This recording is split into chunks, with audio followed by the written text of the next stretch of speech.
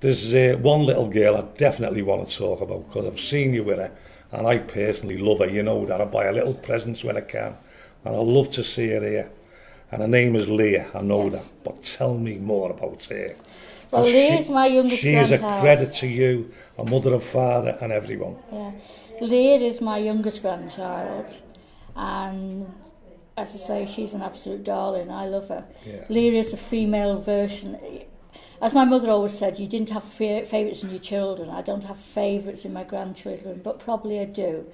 Adam was my eldest, and my daughter's partner walked out before Adam was born, so Lorraine and Adam lived with me. So I've had a lot to do with his.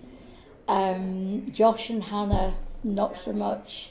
But Leah, I've been like born-again grandmother with Leah, and she's very much like Adam. She's an absolute darling. She's very forthright, as you probably know, and she's very articulate. I haven't found her forthright. Oh, you've not met no. really yet, but she is, you know, and I mean, she's a really girly girl.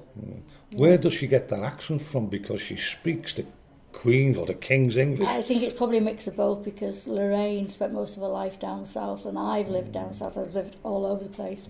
But she, like me, went to elocution to get rid of any accent as such. Because she hasn't got a posh voice, but no, she's got... but she just speaks, and I think it's just maybe that it's just a mixture of all our accents that she sort of... Because none of my grandchildren have got Liverpool accents, although two of them were born in Liverpool, and the other two, you know, sort of in Widnes.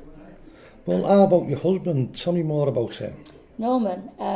My husband came from Liverpool, came from Chilwell, which in those days was sort of quite posh. Area.